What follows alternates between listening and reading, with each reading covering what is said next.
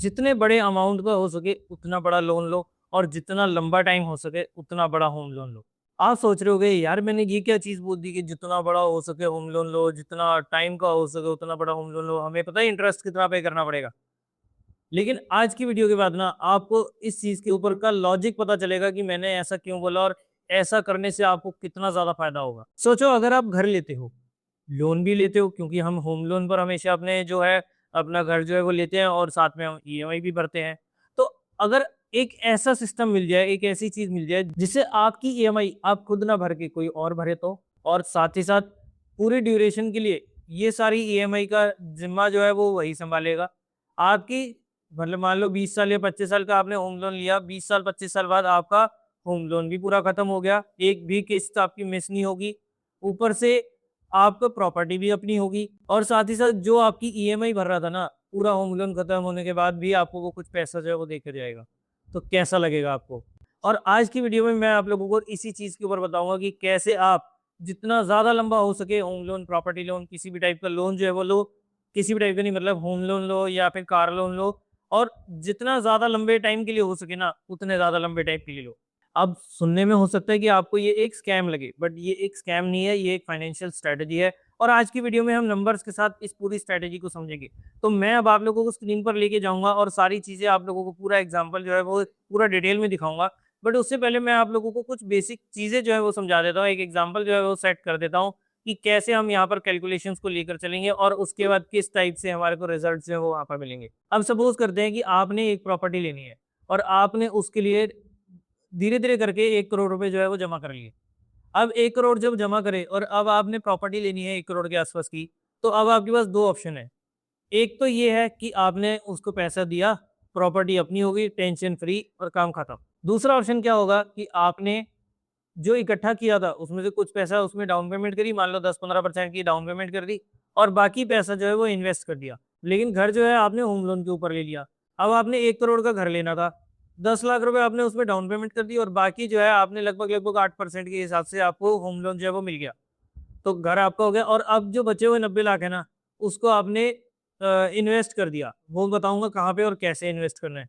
और ये अभी सिर्फ़ एक स्ट्रैटेजी होगी। पहली बात तो जो मैं आज एग्ज़ाम्पल लूँगा ये किसी भी टाइप का कोई रिकमेंडेशंस जो है वो नहीं होंगी। ये हर बंदे के हर इन्वेस्टर के रिस्क एपेटाइट के हिसाब से अलग-अलग डिफरेंट जो है ये हो सकते हैं, बट मैंने एक जनरल एक वीडियो में चीज़ समझाने के लिए आप लोगों को एक एग्ज़ाम्पल जो है वो लिया है और रियल बेस्ड एग्ज़ाम्पल है। जो भी चीज़ें होंगी वो आप जाकर ऑफ़िशियल वेबसाइट्स पर जाकर चेक भी कर सकते हैं, ठीक है? तो मैं ऐसा कोई फ़ेक और कोई इमेजिनरी नंबर नहीं लूँगा। मैं आप लोगों के सामने सारी चीज़ें जो है वो करके दिखाऊँगा। अब इसमें करना क्या है, हमने ना जो 90 लाख रुपए या जो भी हमारा पैसा था ना, वो हमने इन्वेस्ट कर दिया और वहाँ से हमने एसडब्ल्यूपी करी। एसडब्ल्यूपी मतलब वहाँ से हम धीरे-धीरे उसकी ईएमआई जो अमाउंट है ना, हमारे को और कुछ नहीं चाहिए। हमने जो इन्वेस्टमेंट करी है ना, जो पैसा हमने घर के लिए इकट्ठा करा था, वो घर में ही यूज़ करा है। उस पैसे को हमने बस स्मार्ट तरीके से इन्वेस्ट कर दिया और वहाँ से उसकी ईएमआई जो है निकलवाई है। वीडियो के एंड तक पहुँचते-पहुँचते ना मुझे उम्मीद है कि आपको एक चीज़ तो समझ आ जाएगी, कि जो हम बचपन से सुनते आ रहे हैं ना कि लोन मत लो, कर्ज़ कम करो या अगर ले भी रखा है तो जल्दी से जल्दी खत्म करो क्योंकि डेट फ्री लाइफ़ जो होती है वो सेफ लाइफ़ होती है। लेकिन एक सवाल का जवाब जो है आप लोगों को वीडियो के एंड तक मिल जाएगा, क्या डेट फ्री होना ही स्मार्ट डिसीज़न है? तो देखिए, अब मैं आप लोगों को अपनी स्क्रीन पर लेकर आ गया हूँ, अब चीज़ों को समझना चालू करते हैं, कि देखो यहाँ पर एक बंदे ने 1 करोड़ रुपए जैसा हमने अभी तक एग्ज़ाम्पल लिया था कि 1 करोड़ रुपए हैं। अब मैंने आपको बताया ना जितना मैक्सिमम हो सके उसने अपना लोन जो है वो करवा लिया। 10 लाख रुपए उसने डाउन पेमेंट करी और 90 लाख रुपए का उसने लोन करवा लिया। तो उसके अकॉर्डिंग इसकी ईएमआई बनती है 75,280 रुपीज़ की। 20 सालों का हमने लोन लिया है। अब जो मैं आप लोगों को दिखाने लगा हूँ वो है एनएवी डेटा फ्रॉम 1 जनवरी 2010 से लेके 13 फरवरी 2026 तक। क्योंकि ये 13 फरवरी के आस-पास तक मैंने डेटा जो है वो कलेक्ट किया था, तो उसी के अकॉर्डिंग मैंने जो है वो करा है। फंड का नाम है ICICI prudential multi asset fund growth. अब एक चीज़, अगर आप लोग इसकी वेरिफिकेशन करना चाहते हैं तो आप जाकर एमफी के डेटा पर मतलब एमफी की वेबसाइट पर जाकर रिसर्च एंड इंफॉर्मेशन में जाकर और आप यहाँ पर नहीं तो इस टाइप से सर्च कर सकते हैं हिस्टोरिकल डेटा। तो ये जो पहला ऑप्शन आपको मिलेगा एनएवी हिस्ट्री का, आप इसको जाकर चेक कर सकते हैं और यहाँ पर आपको historical NAV for a period देख सकते हैं और इसमें जैसे मैंने आप लोगों को बता रहा हूँ, क्योंकि मैंने आईसीआईसीआई का मल्टी एसेट फंड डाला है। आईसीआईसीआई प्रूडेंशियल आपने एएमसी सिलेक्ट करी और यहाँ पर डाल दिया multi asset fund, growth fund लिया है। और डेट आप जो भी आप सिलेक्ट करना चाहें, क्योंकि मैंने यहाँ से एक एक डेट जो है वो यहीं से उठाई है, तो मैं आप लोगों को एक बार दिखा देता हूँ। जैसे लास्ट हम 13 फरवरी की ही देख लेते हैं, तो 13 फरवरी को अगर हम चेक करते हैं, और चलो 6 मार्च तक का हो गया तो गो करते हैं। तो 13 फरवरी को अगर आप डेट चेक करेंगे तो 819 रुपये 70 पैसे की है। और यहाँ पर जो हमने डेटा लिया है उसमें भी यहाँ पर आप देख सकते हैं कि 819 रुपये 70 पैसे की है। तो ये एक्चुअल डेटा जो है वो मैंने यहाँ से उठाया है। और उसके अलावा अब आप देखते जाएंगे ना, धीरे धीरे करके आपको सारा डेटा जो है वो नजर आ रहा है कि देखो, जनवरी 1 जनवरी को उसने इन्वेस्टमेंट करी थी, और 4 जनवरी से यानी कि जो भी पहला डेट जो भी निकलते हैं ना, वहां से उसने अपना पैसा जो है वो विड्रॉ करना चालू किया। यानी कि हमने यहाँ पर वेटिंग टाइम पीरियड लगाया ही नहीं है। हमने यहाँ सीधा जो पैसा लगाया वहां से पहले दिन से उसकी ईएमआई जो है वो पे करनी चालू कर दी है। तो उसके अकॉर्डिंग इसकी ईएमआई बनती है 75,280 रुपीज की। 20 सालों का हमने लोन लिया है। और इसकी मैं कैलकुलेशन आप लोगों के सामने दिखा देता हूँ कि 90 लाख रुपए का, जैसा कि आप देख सकते हैं कि लोन लिया है, 8% का रेट ऑफ इंटरेस्ट है और 20 सालों के लिए टेन्योर है। तो हमारे पेमेंट जो आती है मंथली ईएमआई आती है 75,280 रुपये की। प्रिंसिपल अमाउंट था इस ड्यूरेशन के बीच में 90 लाख रुपए का हमने जो है वो लोन लिया था। और टोटल इंटरेस्ट हमें जो पे करना पड़ा है वो देना पड़ा है 90,67,000 रुपए का। यानी कि टोटल हमने जो अमाउंट दिया है ना इन 20 सालों के अंदर, वो दिया है 1,80,67,105 रुपए का। तो अब इसमें काफी सारे लोग समझेंगे कि यार, जहां हम अच्छा खासा दे सकते थे, हमारे को क्यों प्रॉपर्टी की वैल्यू जो है वो डबल करवा के, मतलब पेमेंट जो है हमें डबल करनी है। जो मैं 90 लाख दे सकता था उसको 20 सालों में मैंने क्यों 1,80,00,000 रुपए दिया। But here is the catch. और अब मैं आप लोगों को इसकी जो कैलकुलेशन है उस पर लेके जाता हूँ। बाय द वे, अगर आप ग्रो के साथ भी इन्वेस्टमेंट करना चाहते हैं तो आप ग्रो के साथ, हमारी भी पार्टनरशिप जो है वो हो चुकी है। मतलब अब as a mutual fund distributor मैं आप लोगों की इन्वेस्टमेंट ग्रो के साथ भी करवा सकता हूँ। और उसमें उनका जो डिस्ट्रीब्यूटर प्लेटफॉर्म आया है वो है आस्था के नाम से। तो अगर आप लोग ग्रो पर इन्वेस्ट करते हैं और ग्रो पर ही अपने चीज़ों को जो है वो आगे कंटिन्यू करना चाहते हैं, तो आप हमारे साथ भी ग्रो पर ही जुड़ सकते हैं। उसके लिए मोर डिटेल्स के लिए आप हमारे साथ इस नंबर पर कांटेक्ट कर सकते हैं। बट एनीवेज, अब हम चलते हैं अपने मेन आज की जो टॉपिक है उसके ऊपर। तो अब देखिए, 92 रुपीज के हिसाब से जब 90 लाख रुपए उस टाइम 4 जनवरी को इन्वेस्ट करे थे, उस टाइम उसके यूनिट्स जो है वो मिले थे 97,395.64 यूनिट्स हमारे को जो है वो मिले थे। उसमें से पहले दिन से हमने जो है 75,280 रुपए की ईएमआई जो है वो पे कर दी। तो बैलेंस हमारी जो वैल्यू रहती है 89,24,720 रुपीज। इस तरीके से जैसे जैसे वो टाइम बीतता गया, हर महीने रेगुलर बेसिस पर उसको 4 तारीख के आसपास, जो भी 4 तारीख या जो नेक्स्ट वर्किंग डे होता था ना, वहां पर उसकी ईएमआई का अमाउंट जो है वो उसके अकाउंट के लिए क्रेडिट डेबिट जो है वो हो जाता था। और 1 से 2 दिन वर्किंग डेज के अंदर जो है ये पैसा उसके बैंक अकाउंट में पहुंच जाता था। तो अगर हम मान के चले कि 4 तारीख को उसने जो ऑर्डर है वो प्लेस हुआ है कि उसकी ईएमआई का अमाउंट उसके फंड में से डिडक्ट हुआ। अब इसमें हमने किस तरीके से इसको सेट किया है कि मान लो 10 तारीख की आपकी ईएमआई की डेट है, तो हमने यहाँ पर 4 तारीख के या 5 तारीख के आसपास का जो ऑर्डर है वो प्लेस कर दिया। 4 तारीख, अभी से एग्जाम्पल के अकॉर्डिंग हमने 4 तारीख को अपना जो विड्रॉल का रेट है ना वो हमने यहाँ पर, विड्रॉल की जो डेट है ना वो हमने यहाँ पर सेट कर दी। अब 4 नहीं होगी 5 होगी, 5 नहीं होगी तो 6 होगी, और 6 नहीं होगी तो 7 तारीख होगी। जो भी वर्किंग डे आएगा ना, उस टाइम पर आपका जो ऑर्डर है वो प्लेस हो जाएगा और नेक्स्ट 1 या 2 दिन के अंदर आपका पैसा जो है आपके बैंक अकाउंट में पहुंच जाएगा। यानी कि अगर मैक्स टू मैक्स अगर 7 तारीख को भी पैसा निकलता है ना, तो भी 9 तारीख तक आपके बैंक अकाउंट में पहुंच जाएगा, और 10 तारीख को आपकी ईएमआई कटनी है। आप इसको थोड़ा सा बचाना चाहें तो एक आध दिन और ऊपर नीचे कर सकते हैं। मैंने बिल्कुल ऐसा क्लोज टू क्लोज लेके चला है। तो चलिए आप देखते हैं कि देखो, सबसे पहले जब इन्वेस्टमेंट करी तभी यहाँ पर मार्केट जो है वो अगले महीने ही गिर गई, और 92 की एनएवी जो थी वो 89 रुपीज की रहेगी। 90 लाख रुपए हमने डाले थे, 89 लाख रुपीज तो हमारे पहले पहले महीने में, यानी कि ये समझो कि पहले दिन ही हमारे निकल गए। और उसके बाद जब मार्केट वैल्यू गिर गई, उसके बाद जब मार्केट की वैल्यू, मतलब एनएवी जब गिर गई, तो करंट वैल्यू क्या रहेगी, 87,000 जो हमारी यहाँ पर पैसा विड्रॉ करने के बाद लगभग 89 लाख रुपीज की थी, वो यहाँ पर अगले महीने की एनएवी पर, क्योंकि यहाँ पर एनएवी जो है वो डाउन हो गई थी, तो उसकी वजह से करंट वैल्यू रहेगी 87,000 जी। फिर धीरे धीरे बढ़ना चालू हुआ। अब ये चीजें देखना कि यहाँ पर ना बढ़ता घटता सब कुछ रहेगा। यूनिट्स हमारे रेगुलर बेसिस पर विड्रॉ जो है वो हो रहे हैं, क्योंकि जैसे जैसे हमारा ईएमआई पे होगी, तो वो ईएमआई कहाँ से जाएगी, वो जब तक यूनिट्स विड्रॉ नहीं करेगा। तो धीरे-धीरे आप देख सकते हैं कि यहाँ पर हमने जनवरी 2010 में चालू किया था, और अगर हम अक्टूबर 2011 में देखेंगे तो उतनी ही एनएवी बढ़ी है। और तब तक हमारा 76 लाख रुपए बैलेंस जो है वो रह गया, यानी कि 14 लाख रुपए के आसपास यहाँ पर निकल चुका है। तो अब तक जो है यहाँ 2011 तक, 4 अक्टूबर 2011 तक 16,56,000 रुपए ऑलरेडी विड्रॉ हो चुके हैं, और यहाँ पर वैल्यू जो है वो रह गई है 76 लाख रुपए की। एनएवी सेम है, बट फिर भी अभी भी हमारे को लगभग 2 लाख रुपए का यहाँ पर फायदा है। उसके बाद वापस से मार्केट जो है वो गिरनी चालू हुई थी, थोड़ी-सी बढ़ी थी, फिर गिरने चालू हो गई, और बढ़ते-घटते ये सब चीज़ें होते-होते आप देख सकते हैं कि यहाँ पर एनएवी की वैल्यू जो है वो 195 तक के आसपास जो है वो पहुँच गई थी। उसके बाद फिर मार्केट जो है वो यहाँ से गिरनी चालू हुई। अब आप देखो यहाँ से लेकर फिर वो यहाँ पर इस रेंज तक। आप देखो यहाँ पर सितंबर 2015 में फिर मार्केट जो है वो गिरनी चालू हो गई थी। मतलब यहाँ पर उसने फिर अपनी वैल्यू जो है वो कम कर दी। एनएवी की वैल्यू हमारे को जहाँ एक टाइम पे 95 195 रुपीज़ की मिल रही थी, वहाँ एकदम से 169 रुपीज़ के आसपास की रहेगी।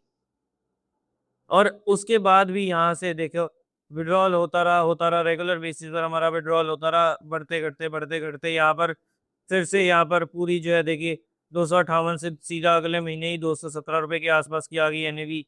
उसके बाद अगेन बढ़ते-घटते यहाँ पर ऊपर जग गई, कभी मार्केट नीचे आई, कभी ऊपर गई, कभी नीचे गई।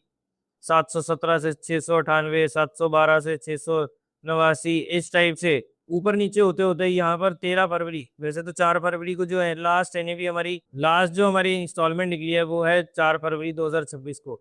और उस टाइम तक सारी जो रेगुलर बेसिस पर विड्रॉल होते-होते जहाँ हमने स्टार्टिंग करी थी 92,000 यूनिट्स के साथ, वो अब यहाँ तक रह गई थी 25,270 यूनिट्स। और उस टाइम पर भी हमारी ईएमआई कटने के बाद हमारे पास करंट वैल्यू जो थी वो थी 2 करोड़ 8 लाख और 82,000 रुपए के आसपास।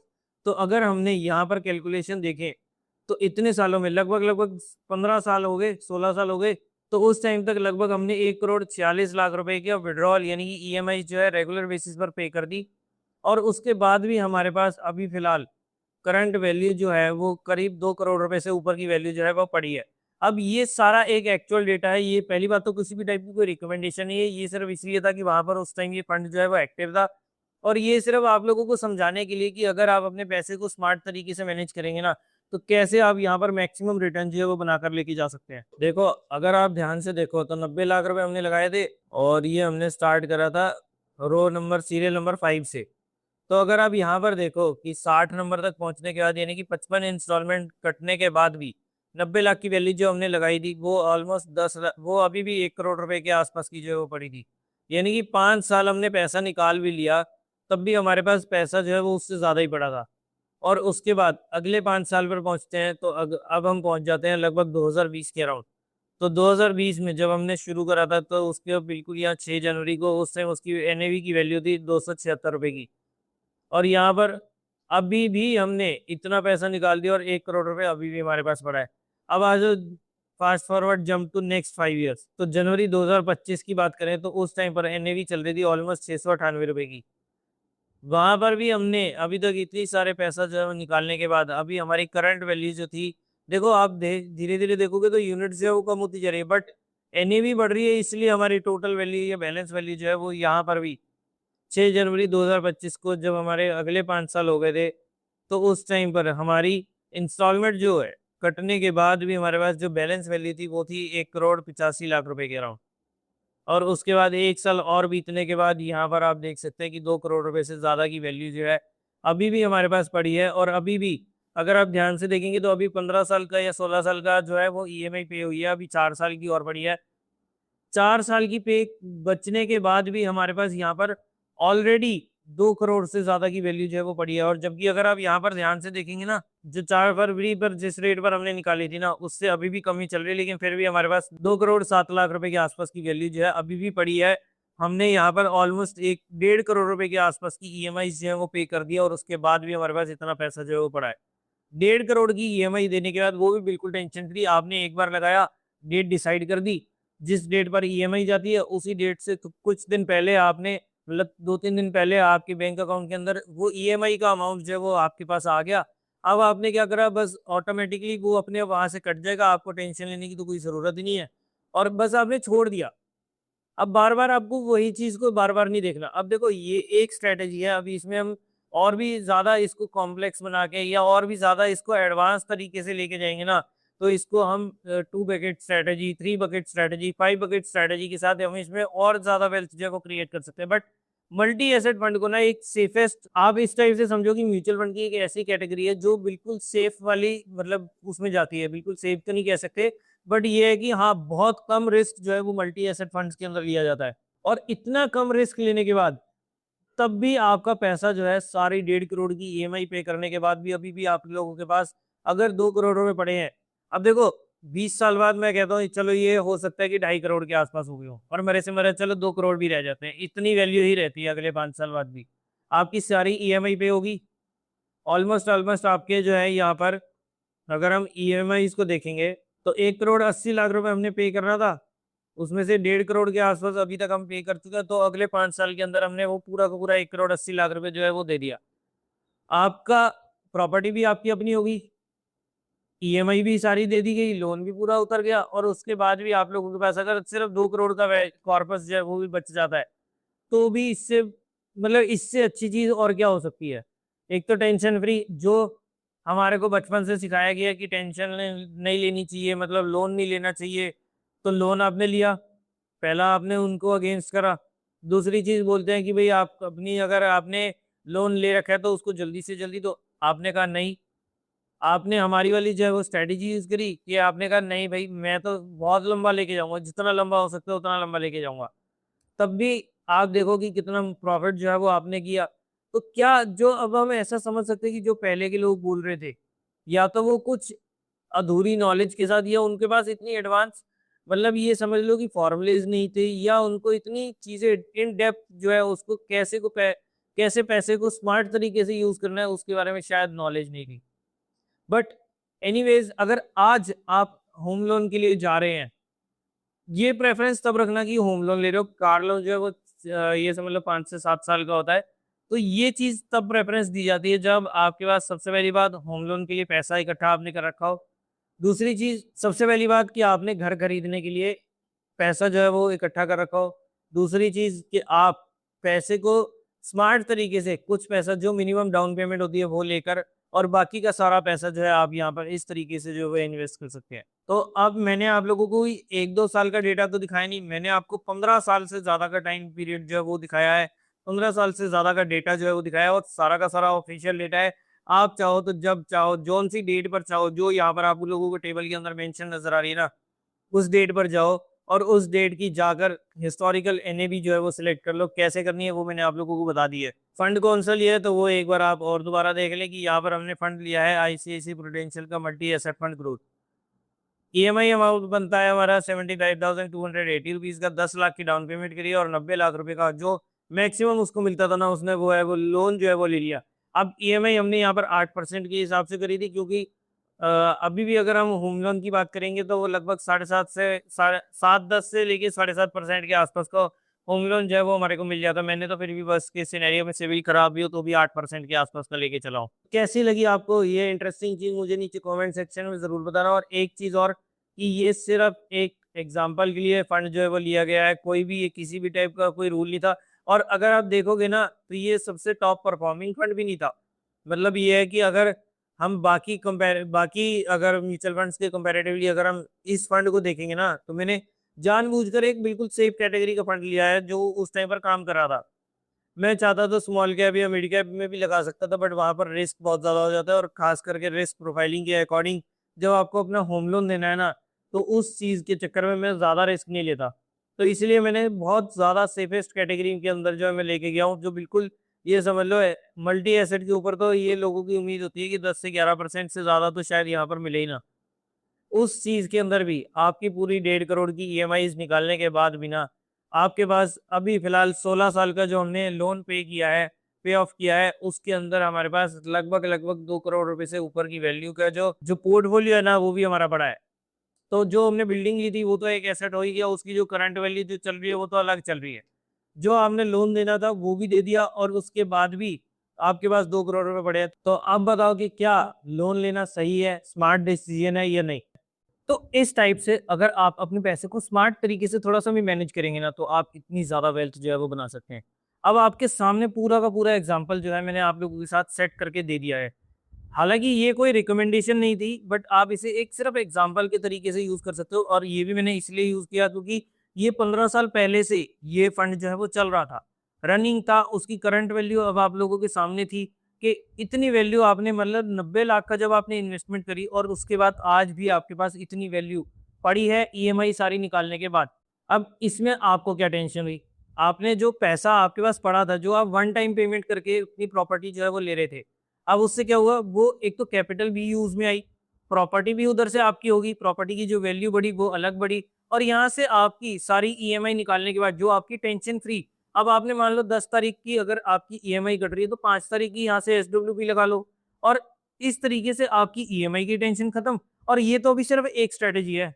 अभी हम इस चीज़ को और ज़्यादा एडवांस तरीके से अगर लेके जाते ना, तो यहाँ पर हम 3 बकेट स्ट्रैटेजी, 5 बकेट स्ट्रैटेजी के हिसाब से अगर हम करते, तो यहाँ पर हम इसकी और ज़्यादा वेल्थ बना सकते थे। बट वो सब चीज़ें जो है वो देखो, एक तो रिस्क के ऊपर डिपेंड करती है कि आप रिस्क कितना ले सकते हो। दूसरी चीज़, आपके पास टाइम कितना है और आपके गोल्स किस हिसाब से हैं। कुछ सिचुएशंस के अकॉर्डिंग ना ये सारी चीज़ें जो है वो कैलकुलेट की जाती हैं, और उसके बाद एक पर्सनलाइज़्ड प्लान बनाकर जो है वो आप लोगों को दिया जाता है। तो अगर आप अपने लिए एक पर्सनलाइज़्ड प्लान चाहते हो, अगर आप भी इस टाइप से इन्वेस्टमेंट करना चाहते हो, अपने पैसे को स्मार्ट तरीके से बिहेव करवाना चाहते हो, स्मार्ट तरीके से यूज़ करवाना चाहते हो, तो आप इस नंबर पर हमारे साथ कॉन्टैक्ट कर सकते हो। जहाँ पर हम आप लोगों को, अगर आप कुछ इस टाइप से लोन ले रहे हो, कार लोन, होम लोन, इस टाइप में भी आपकी हेल्प कर सकते हैं, और किस टाइप से आप उस पैसे को स्मार्ट तरीके से मैनेज कर सकते हो, वो सारे ऑप्शंस भी हम आप लोगों के अकॉर्डिंग जो है वो दे सकते हैं। आपका काम है सिर्फ पैसे को इन्वेस्ट करना, बाकी रिटर्न कैसे निकालना है, या आपकी ईएमआईज़ कैसे कैलकुलेट करवानी है, कैसे उसको हमारे को विथड्रॉ करवानी है, वो सारी चीज़ें जो है वो फिर मेरा काम आ जाता है, वो मेरे ऊपर आ जाता है सारी चीज़ें। कि आपने अपने पैसे को बताया कि हाँ भाई, मैं इतने का होम लोन ले सकता हूँ और मेरे पास इतना पैसा पड़ा है। अब आप देखो कि कैसे आप मेरी ईएमआई निकलवा के, और आप कैसे इसमें जो है मुझे पैसा भी ग्रो करवा के दे सकते हो। वो सब चीज़ें जो है फिर आपके रिस्क एनालिसिस को देखकर, आपके जो गोल्स हैं, आपकी एज क्या है, आपके टारगेट्स क्या है, इन सब चीज़ों को, कुछ पैरामीटर्स को मैप करने के बाद ना, कुछ पैरामीटर्स पर मेजरमेंट करने के बाद आप लोगों को एक पर्सनलाइज़्ड प्लान जो है वो बताया जाता है। इसके अलावा अगर आप लोग वैसे भी इन्वेस्टमेंट करना चाहते हो म्यूचुअल फंड्स के अंदर, स्टॉक मार्केट के अंदर, तो उसके लिए भी आप हमारे साथ इस नंबर पर कॉन्टैक्ट कर सकते हो। हम आप लोगों को पूरी गाइडेंस जो है, और सच्ची गाइडेंस जो है वो आप लोगों को प्रोवाइड करते हैं। अभी मैंने एक इन्वेस्टमेंट कम इंश्योरेंस का जो यूलिप प्लान्स होते हैं, वो अभी मैंने एक, मतलब ये समझ लो केमिस्ट है मेरे पड़ोस में ही, उससे बात हुई थी, मैं उससे पैरासिटामोल की गोली लेने गया था, तो उससे बात हुई, बातों-बातों में पता लगा जी उसने अभी 10-15 दिन पहले ही एक कंपनी है उसका एक यूलिप प्लान लिया था, मैं कंपनी का नाम नहीं लूँगा। तो अब मैंने उसको एक स्मार्ट तरीका बताया, मैंने उसको यही चीज़ बताई कि भाई देख, साल का तू 1 लाख रुपए दे रहा है, 11 लाख का तेरा कवर है, और तुझे मिलेगा क्या? और 2052 में पॉलिसी की एक्सपायरी होनी थी, ये अभी 13 फरवरी की बात है, जब 13 फरवरी को उससे मेरी बात हुई थी, तो उसने ये पॉलिसी जो है वो ली है। मैंने उसको सिर्फ ये चीज़ बोली, मैंने कहा भाई देख, अगर तुमने इस टाइप से पैसा करना है, तो इसी पैसे को अगर तुम दूसरे तरीके से मैनेज करोगे, तो तुम्हारे पास लगभग-लगभग 50 लाख से लेके 1 करोड़ तक का कवर भी हो जाएगा, जो इंश्योरेंस कवर। उसके अलावा उसी पैसे के अंदर जो साल का लाख रुपए तुम दे रहे हो ना, और सिर्फ 10 सालों के लिए ही देना है तुम्हें, उसी पैसे के अंदर तुम अच्छी खासी वेल्थ भी क्रिएट कर लोगे। और अब ये देखो कि 2052 तक का तुमने पॉलिसी ली थी। मैं भी यहाँ पर 2052 तक की पॉलिसी ही लेता हूँ, उसकी एज 29 की एज थी। तो 2052 तक की पॉलिसी में ही अगर तुम ये चीज़ का सोच के चलोगे, तो 1 करोड़ का कवर मिल जाएगा। उसी टाइम ड्यूरेशन के अंदर, उसी पैसे से मैं बता रहा हूँ। जो साल का लाख रुपए दे रहे हो, उसी चीज़ से, और सिर्फ 10 साल देने के बाद उसी चीज़ से आगे की सारी किश्तें भी निकल जाएँगी, और फिर भी मैं उस पैसे को इतने सही तरीके से मैनेज करूँगा कि आपको ना करते, अगर देखो भगवान ना करे डेथ हो गई, तो जिस हिसाब से उसने लिया था कि अगर मेरे को कुछ हो गया, तो 11 लाख रुपए घर वालों को मिलेंगे, और अगर नहीं हुआ तो मेरे कुछ पैसा जो है वो 11 के अराउंड 24-25 के आसपास जो है वो 2052 के आसपास मिल रहे थे। तो मैंने उसको यही ऑप्शन दिया कि अगर कुछ हो गया, तो 1 करोड़ के आसपास का कवर मिलेगा, और अगर नहीं हुआ तो भी तुम ये कम से कम ले गए चलो कि 30 से 40 लाख तो तुम वैसे भी बना लोगे।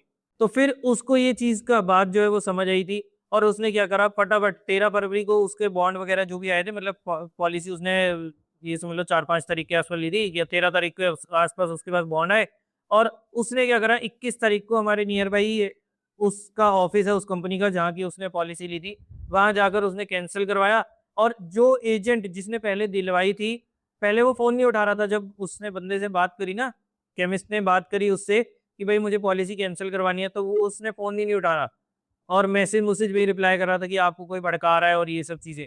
लेकिन जब उसने वहाँ पर जाकर ऑफ़िस में जाकर पॉलिसी कैंसल करवाई ना, तो उसके बाद उस एजेंट का सामने से फ़ोन आया कि भाई तुमने कोई मेल डाली थी क्या?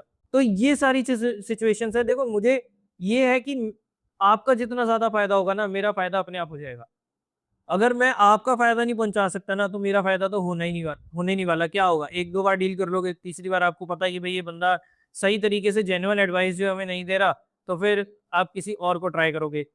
तो मेरा मोटिव ये रहता है कि आप लोगों को जेन्युइन एडवाइस दूँ, जिससे आपका इवेंचुअली फ़ायदा हो, तो मेरा फ़ायदा तो देखो ऑटोमैटिकली उसमें आ ही जाएगा।